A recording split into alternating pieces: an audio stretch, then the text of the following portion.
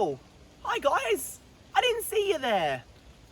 I was just taking a nice stroll through the woods today with one of my favourite books, and do you know what? Seeing as you're here, we could read it together today. Now, I know you're going to love this book.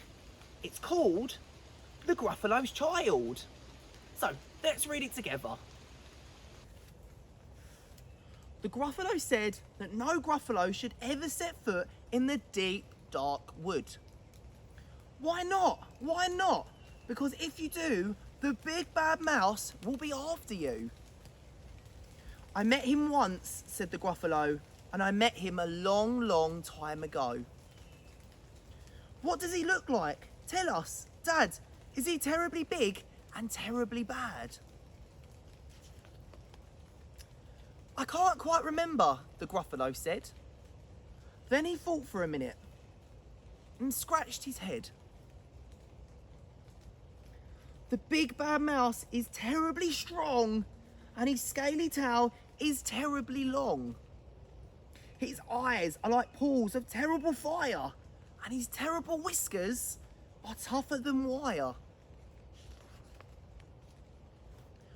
One snowy night when the Gruffalo snored, the Gruffalo's child was feeling bored.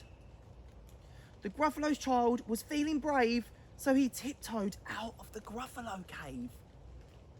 The snow fell fast and the wind blew wild. Into the wood went the Gruffalo's child.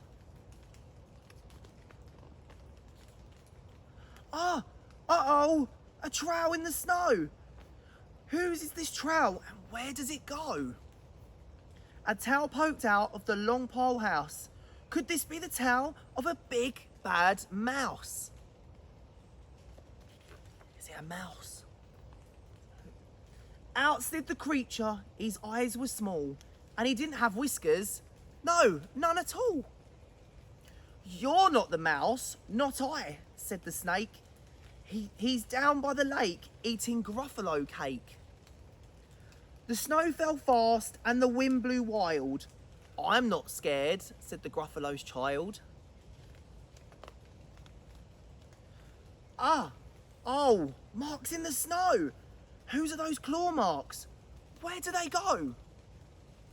Two eyes gleamed out of the treetop house. Could these be the eyes of the big bad mouse? Down flew the creature, his tail was short, and he didn't have whiskers of any sort. You're not the mouse, twit-twoo, not I, but he's somewhere nearby, eating in Gruffalo pie.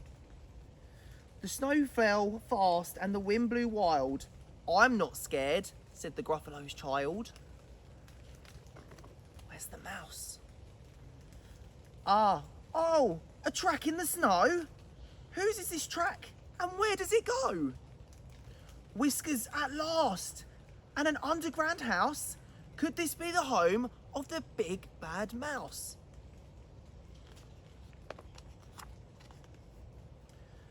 Out slunk the creature, his eyes weren't fiery, his tail wasn't scaly, his whiskers weren't wily.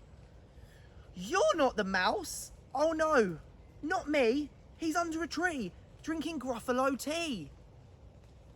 It's all a trick, said the Gruffalo's child, as she sat on the stump where the snow lay piled. I don't believe in the big bad mouse. But here comes a little one out of his house. Not big and not bad, but a mouse at least. You'll taste good as a midnight feast. It's found the mouse. Wait, said the mouse. Before you eat, there's a friend of mine that you ought to meet. If you let me hop into a hazel twig, I'll beckon my friend so bad and big. The Gruffalo's child unclenched her fist. The big bad mouse, so he does exist. The mouse hopped into the hazel tree. He beckoned, then said, just wait and see. Out came the moon. It was bright and round. A terrible shadow fell onto the ground. Who is this creature so big bad and strong. His tail, his whiskers are terribly long. His ears are enormous, and over his shoulder he carries a nut as big as a boulder. The big bad mouse, yelled the Gruffalo's child. The mouse jumped down from the twig and smiled. Aha, oh, prints in the snow. Whose are those footprints? Where do they go? The footprints led to the Gruffalo's cave, where the Gruffalo's child was a bit less brave. The Gruffalo's child was a bit less bored. And the Gruffalo snored and snored and snored. Now, that was the Gruffalo's child. I hope you guys enjoyed this book today, and I look forward to seeing you for our next video.